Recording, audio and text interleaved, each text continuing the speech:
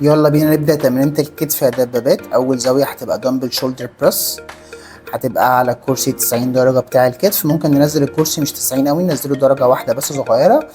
هنلعب أول مجموعتين بالتكنيك اللي احنا اتفقنا عليه، اللي هو الفيل سيبريشن، في الفصل بين الدراع اليمين والشمال. يعني هنثبت دراع فوق والتاني هنعمل 5 عدات يمين 5 عدات شمال، والعكس هو اللي ثابت، وبعدين الدمبلين مع بعض ممكن نجيب 10 عدات. بعد كده على طول المجموعتين اللي بعديهم هنخش بالدمبلين مع بعض ونلعب بايدنا الاتنين مع بعض على طول من غير ثبات.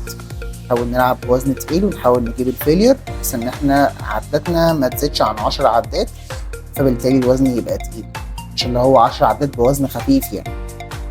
يلا بينا على الزاوية التانية، هتبقى كتف جانبي. الزاوية دي فيها تكنيك شوية صعب، فلو بالنسبة لك الزاوية دي كانت صعبة قوي ومش عارف تلعبها كويس، ممكن تخش رفرفة جانبي بالدمبل عادي وانت قاعد او وانت واقف.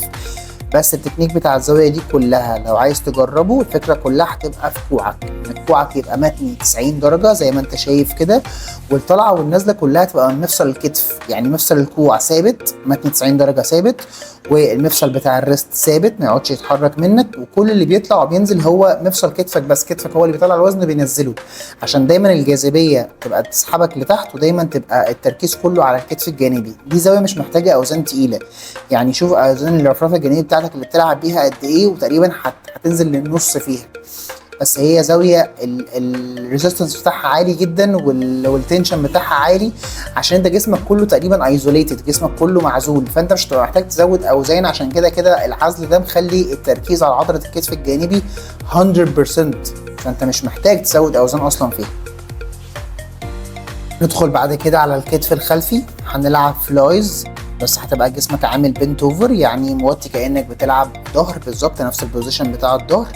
هتخلي الدمبل كوعك مرمي لبره، الدمبل لبره، وكل تركيزك هيكون على كوعك ان هو يطلع الوزن كله لبره، يعني ما تسحبش كانك بتلعب ظهر، ما تسحبش، ما تعملش رو، ما تسحبش لفوق، خلي كل التركيز يبقى بتعمل فلاي لبره. الزاويه الرابعه هتبقى زاويه سوبر سيت، كتف جانبي في ترابيس. هنلعب الكتف الجانبي ابرايت رو على السميث، همسك الجريب في مستوى الكتف تقريبا، واحاول السحبه كلها بتاعتي تبقى بكوعي لفوق، ما تحاولش ان انت تودي البار اعلى من كده، يعني خلي البار بس يطلع لحد مستوى صدرك، عشان الفكره كلها ان انت تخلي كوعك يوصل لكتفك.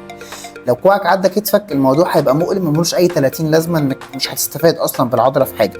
الفكره كلها بس ان انا محتاج كوعي يوصل عند مستوى كتفي عشان كتفي الجانبي يشتغل.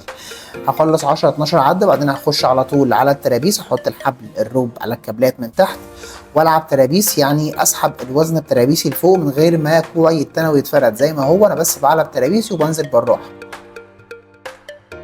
وخامس زاوية والأخيرة في الكتف والأخيرة في التمرينة كلها النهاردة هتبقى دمبل بريس انكلاين على الدرجة ال60، الدرجة اللي هي أعلى من الدرجة اللي أنت بتلعب بيها في الشيست من الآخر، اللي هي بتشغل الأبر شيست من فوق خالص. أنا بحب أخدها في يوم تمرينة الكتف، عشان العضلة دي الجزء ده من الشيست بيكون ضعيف عند معظم الناس، وبيحتاج إن هو يتمرن تاني غير يوم الشيست. بس كده دبابات، تمرينة الكتف كده تكون انتهت. شكرا. يلا بينا.